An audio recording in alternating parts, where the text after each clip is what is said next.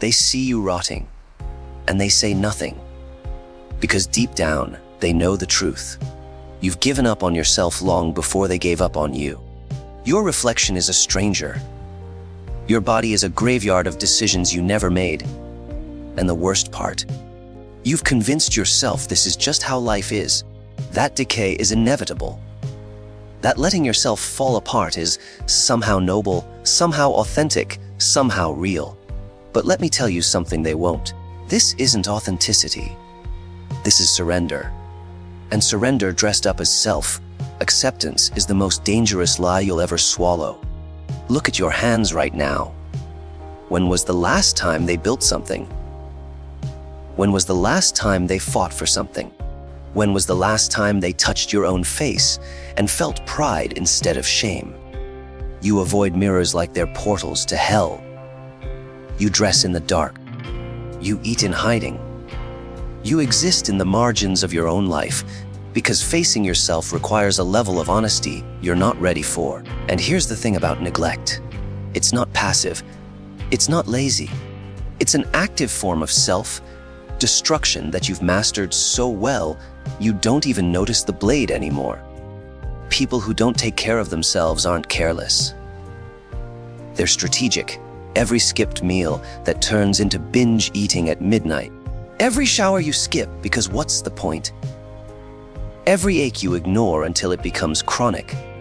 Every compliment you deflect because accepting it would mean admitting you might be worth something. This is warfare, and you're on both sides. Attacker and victim, hunter and prey. The problem is you've forgotten which one you're supposed to be. You ever notice how people treat you differently now? They don't invite you out as much. They don't ask how you're doing with the same concern they used to. They've stopped fighting for your attention because you taught them you're not worth the effort. And before you blame them, understand this. People mirror what you show them. If you treat yourself like trash, they'll take out the garbage. If you walk around like a ghost, don't be surprised when they look right through you. The world is not cruel for ignoring you. The world is simply honest. There's a specific kind of person who neglects themselves, and it's not who you think. It's not the lazy. It's not the unmotivated. It's the ones who once cared too much. The ones who gave everything to everyone and got nothing back. The ones who built empires for others while their own kingdom crumbled.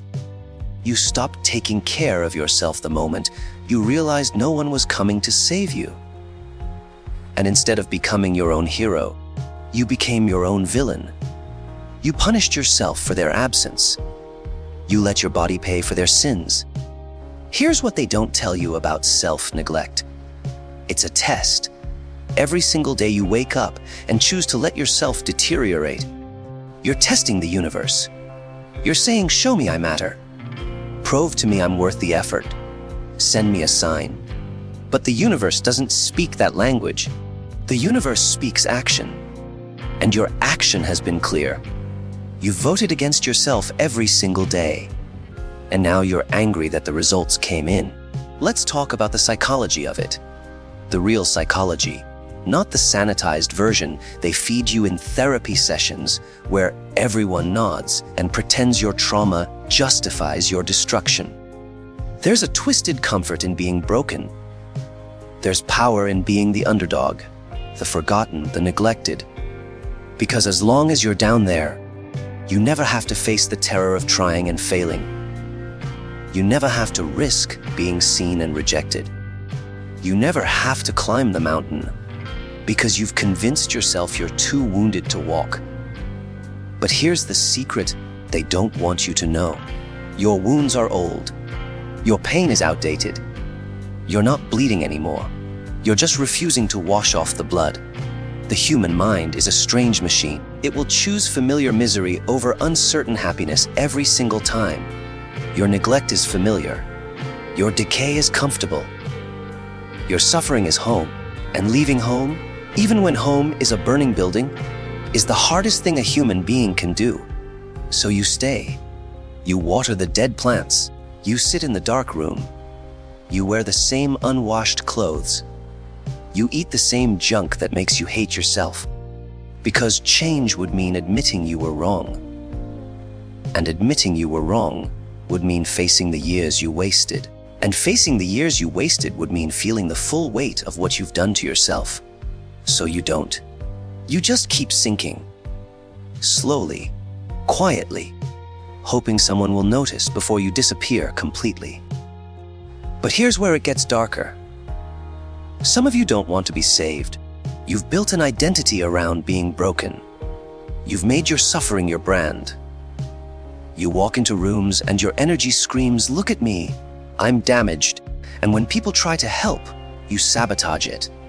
When they offer advice, you list reasons why it won't work.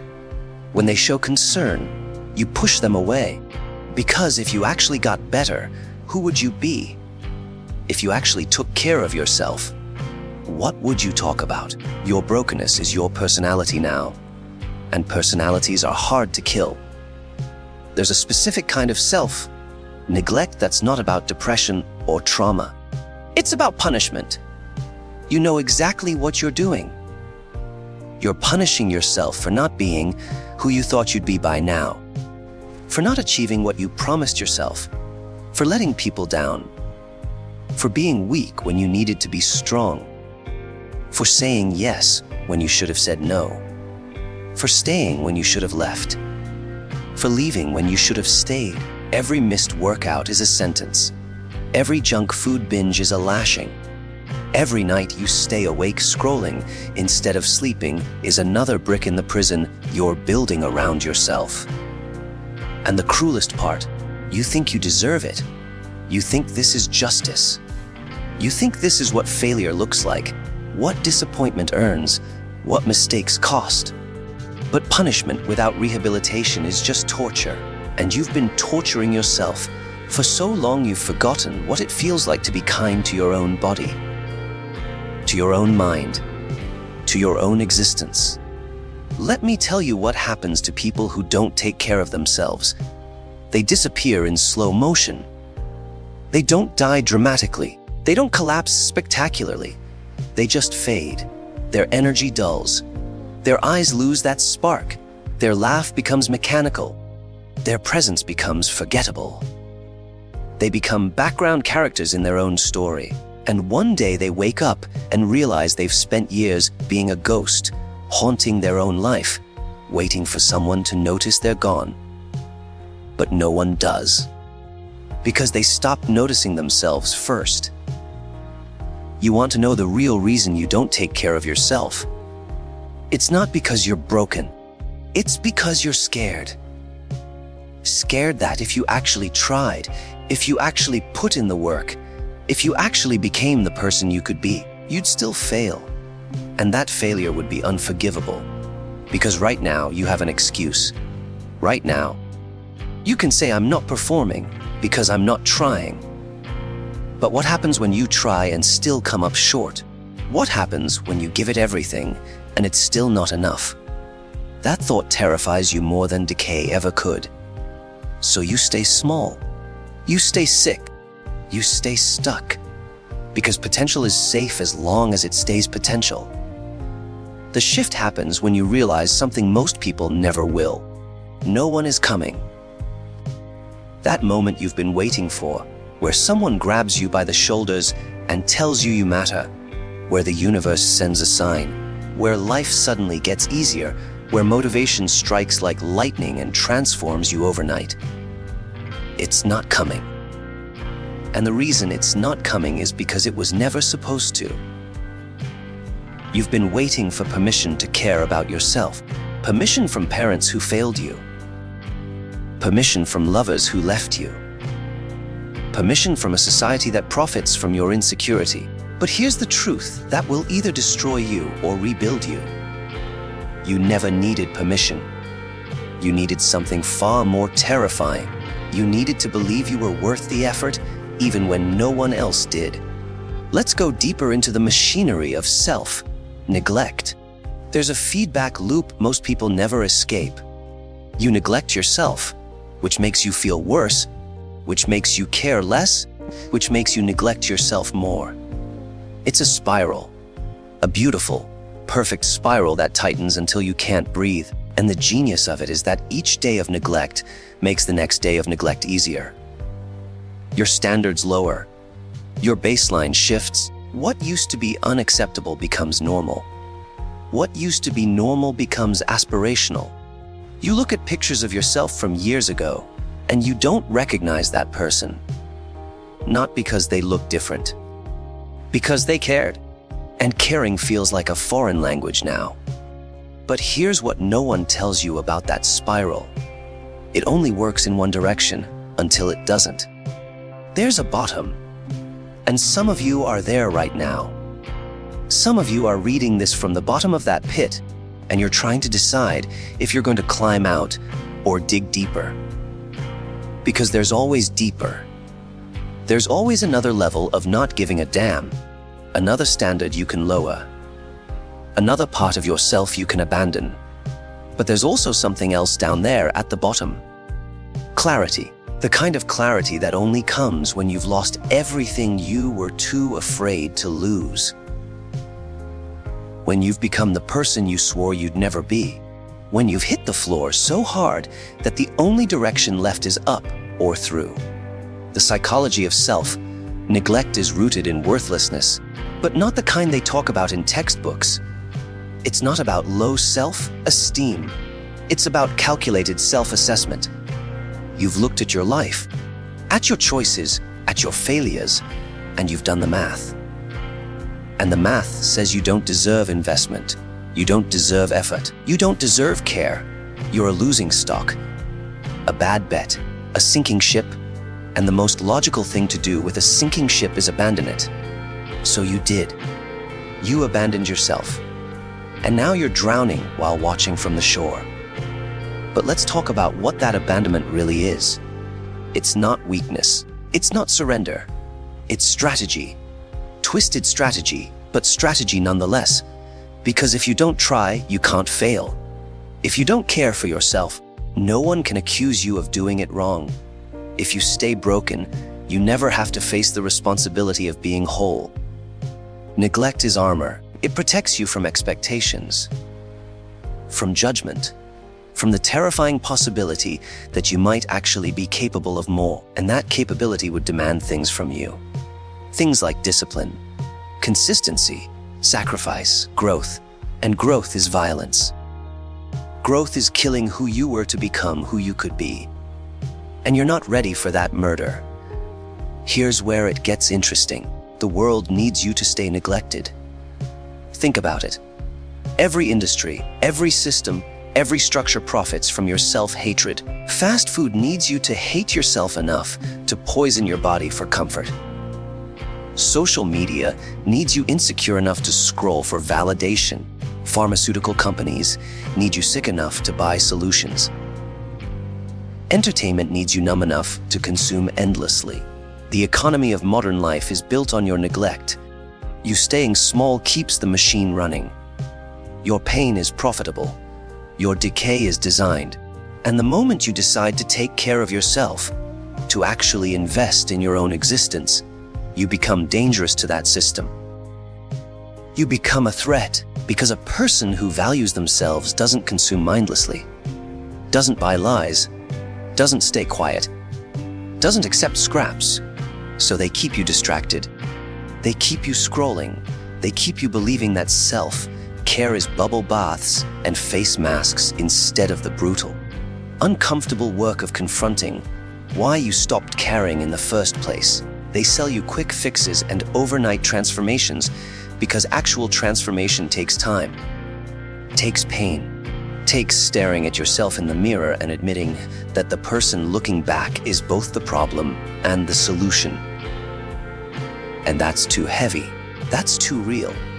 So you buy another course, read another book, watch another motivational video, and nothing changes. Because you're consuming inspiration instead of executing transformation. Let me tell you about the people who break the cycle. They're not special. They're not gifted. They don't have some secret strength you lack. They just reached a point where staying the same became more painful than changing. That's it. That's the whole secret. They got tired of their own excuses. They got tired of the taste of their own lies. They got tired of looking in the mirror and seeing a stranger. And that tiredness turned into rage. And that rage turned into fuel. And that fuel burned hot enough to melt the chains they'd wrapped around themselves. But here's the part they don't show you. That transformation isn't beautiful. It's not Instagram worthy. It's not a montage with inspiring music. It's ugly. It's waking up at 4 in the morning, hating yourself but doing it anyway. It's eating food that doesn't taste like love because love has been poisoning you. It's moving your body when every cell screams stop. It's sitting with your thoughts without numbing them. It's feeling everything you've been running from. It's grief. It's anger. It's shame so thick you can taste it, and you do it anyway. Not because you want to, because you have to. Because the alternative is death. Maybe not physical death, but the death of whatever potential still flickers inside you. The thing about neglecting yourself is that it's a choice you make so often it stops feeling like a choice. It becomes automatic. Muscle memory. Your body knows how to skip meals. Your mind knows how to ignore pain. Your heart knows how to dismiss your own needs. You've practiced self-abandonment so much you're an expert. And breaking that pattern means becoming a beginner again. Relearning how to care, how to notice, how to respond, how to prioritize yourself without guilt eating you alive. Because the guilt will come. The voice that says, "Who do you think you are?" will scream. The part of you that's comfortable in the dark will fight the light. And you'll have to fight back, daily, brutally, without mercy. You want to know why most people fail at this? Because they try to care about themselves while still believing they're worthless. They go through the motions. They eat the salad. They go to the gym. They say the affirmations. But underneath it all, they still believe the lie. They still think they're fundamentally broken, fundamentally unworthy, fundamentally too damaged to deserve good things. And you cannot build a healthy life on a foundation of self-hatred. You cannot nurture a body you despise. You cannot heal a mind you're at war with. The actions mean nothing if the belief system stays the same. So here's what has to happen. You have to get angry, not at the world, not at the people who hurt you, not at the circumstances that broke you, at yourself, at the years you wasted, at the potential you buried, at the lies you told yourself, at the comfort you chose over growth, at the victim story you've been telling for so long it became your identity. You have to get angry enough to burn down everything you've built around your own neglect.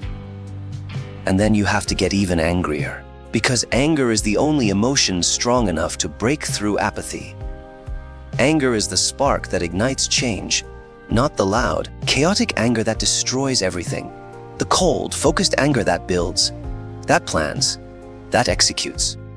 The psychology of people who don't take care of themselves is the psychology of people who have given up on their own story. They've accepted the role of extra, of background, of forgotten. They've decided that mattering takes too much energy. That being seen requires too much courage. That trying and failing is worse than never trying at all. But here's what they miss. The story isn't over. The book isn't closed. You're not dead yet. And as long as you're breathing, you're still writing. The question is, what are you writing?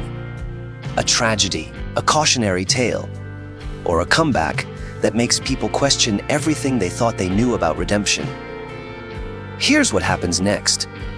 You start small, not because small is easy, because small is survivable.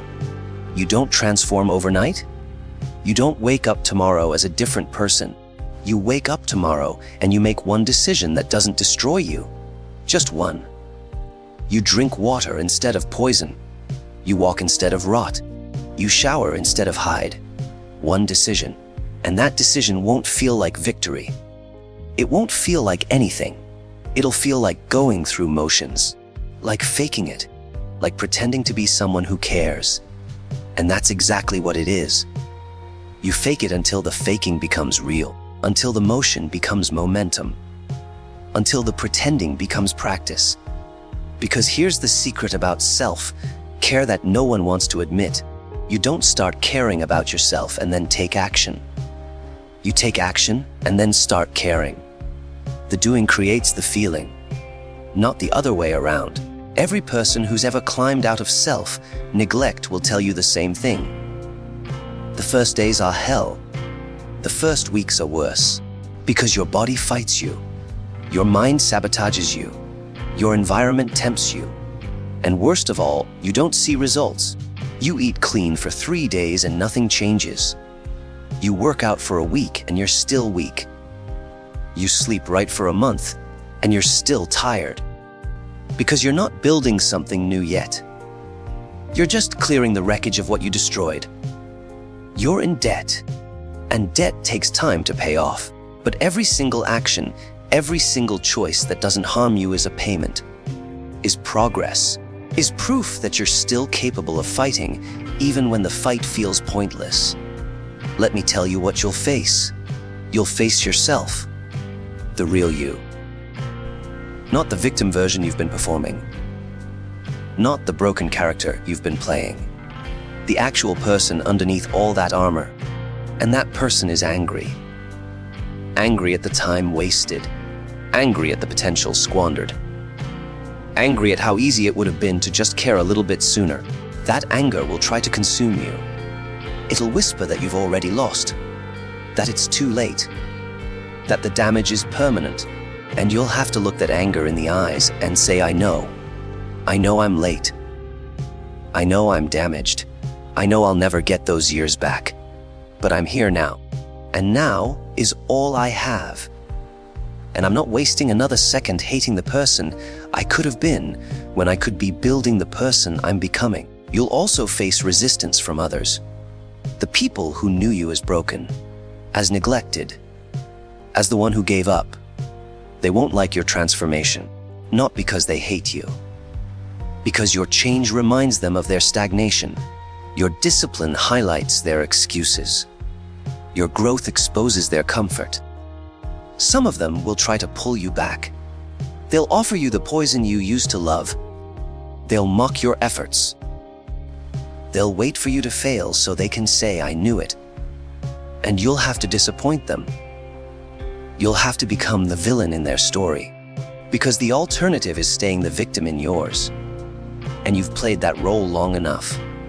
Here's the practical execution. The actual steps. Not theory. Not philosophy. Action. You start with your body because your body is the only thing you truly own in this world. You feed it like it matters. Not like it's a temple. Like it's a weapon. Because that's what it is. Your body is the vehicle that carries your mind through this war called life. And you've been driving it into the ground. You've been running it on empty. You've been ignoring every warning light. So you start with fuel. Real food. Not the processed garbage that tastes like happiness, but delivers depression 6 hours later. You eat to function. To perform. To survive. And at first it'll taste like punishment. Like deprivation. Because your taste buds are addicted to the lies. But taste buds adapt. Give them time. Give them consistency. And watch what happens when your body starts remembering what real energy feels like. You move. Not because you want to look good, because you want to feel dangerous. You want to remember what strength is, what capability is, what it means to push your body and have it push back instead of collapse. You don't need a gym. You don't need equipment. You need gravity and stubbornness. Push-ups until your arms shake. Squats until your legs burn. Running until your lungs scream. And you keep going. Not to prove something to anyone else, to prove something to yourself. That you're not as broken as you thought. That your body still responds. That you still have fight left. And every single rep, every single step is a middle finger to the version of you that said you couldn't. You sleep. And this is the hardest one, because nighttime is when the thoughts attack, when the regret floods in, when the anxiety spikes. So you run from it, you scroll, you watch, you consume until your brain is too numb to feel. But sleep is where healing happens, where your body repairs, where your mind processes. So you create a ritual. You turn off the screens. You sit with the darkness. You let the thoughts come. You don't fight them. You don't engage them. You just observe them like clouds passing. And eventually you sleep. Not perfect sleep, not peaceful sleep, but sleep. And you do it again the next night and the next, until your body remembers that nighttime is for rest, not warfare. You clean your space. And this sounds small, sounds irrelevant, but your environment is a mirror of your mind. If you live in chaos, you are chaos. If you live in filth, you are filth. So you clean one corner, one surface, one room. You throw away the trash, the empty bottles, the old food, the broken things you kept meaning to fix. You create space, physical space, mental space, breathing room. And slowly you realize that you can create order, that you have control, that your environment responds to your effort. And if your environment can change, so can you. You cut the poison, the people, the places, the habits, the content, everything that makes you smaller, everything that reinforces the old story, everything that keeps you stuck. And this is where most people fail. Because cutting poison means cutting comfort. It means eating alone instead of eating garbage with friends. It means missing out on events that would drain you. It means disappointing people who liked you better broken. It means becoming someone new before you even know who that someone is. And the loneliness will hit hard. The isolation will feel like punishment. But isolation is different from loneliness. Isolation is strategic. Isolation is protection. Isolation is the cocoon before the transformation, and you stay in that cocoon until you're ready to emerge. Not as a butterfly, as something with teeth. Here's what no one tells you about taking care of yourself after years of neglect. It doesn't feel good. Not at first. It feels like grief. Because you're mourning the person you could have been if you'd started sooner. You're mourning the years you lost, the opportunities you missed, the relationships you ruined, the potential you buried. And that grief is heavy. That grief will try to stop you. It'll say, "What's the point if I've already wasted so much?" And you'll have to carry that grief while still moving forward. You'll have to hold the pain of the past while building the future.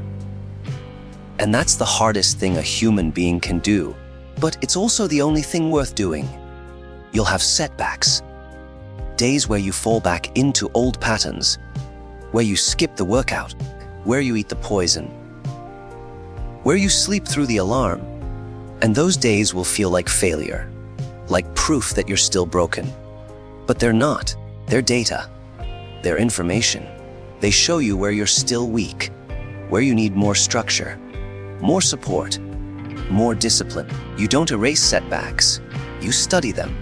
You learn from them. You adjust. And you keep moving. Because progress isn't a straight line. It's a messy, chaotic, ugly climb where you slip and fall and get back up and slip again. But as long as you're climbing, you're winning. The execution phase is about building systems, not relying on motivation, not waiting for inspiration, building automatic behaviors that don't require thought. You wake up at the same time. You eat at the same time. You move at the same time. You sleep at the same time. You create rhythm, routine, structure. Because your brain is a pattern recognition machine. And right now it recognizes the pattern of neglect. So you have to override it. You have to create a new pattern. And you have to repeat that pattern until it becomes default. Until taking care of yourself feels as natural as destroying yourself used to feel. And here's the shift that changes everything. You stop taking care of yourself because you hate what you are. You start taking care of yourself because you respect what you could become. You stop punishing your body for not being perfect. You start training it to be capable. You stop hating your reflection. You start studying it, looking for progress, looking for change, looking for evidence that you're not the same person you were yesterday. And slowly, microscopic ally, you'll see it. The eyes get clearer, the posture straightens, the energy shifts. Not dramatic, not movie, montage-worthy, but real, tangible, undeniable. You want to know what the final stage looks like. It's not happiness. It's not peace. It's power. The power of knowing you can control yourself, that you can make a decision and follow through, that you're not a slave to impulse or emotion or circumstance, that you're not a victim of your own mind. You're the architect, the builder, the destroyer and the creator. You're someone who respects themselves enough to invest in themselves, and that respect creates something they can't take from you, something they can't destroy. Self-reliance, self-trust, self-worth that isn't dependent on external validation. You become unbreakable, not because you're hard, because you're whole. This is for the few, the ones who are tired of their own voice making excuses, the ones who are ready to burn down the comfortable prison they've built, the ones who understand that taking care of yourself isn't selfish. It's survival, it's warfare. It's the most rebellious thing you can do in a world that profits from your weakness. Every person you've ever admired, every person you've ever envied, every person who seems to have it together, they're not special. They're not lucky. They just decided that they mattered. And they acted like it. Daily, brutally, without apology. And now it's your turn. The pit you're in has a ladder. It's always had a ladder. You just couldn't see it through the darkness. But now you can. And you have two choices: climb or stay. And staying is no longer an option, not because I said so, because you know, deep down, in that part of you that's still alive, still fighting, still hoping. You know you can't stay here anymore. So climb, one rung at a time, one decision at a time, one day at a time, until you reach the surface, and then keep climbing. Because the surface isn't the destination, it's just the beginning. Join the few who understand that self-neglect is self-destruction, and self-care is revolution. The choice was always yours. Make it.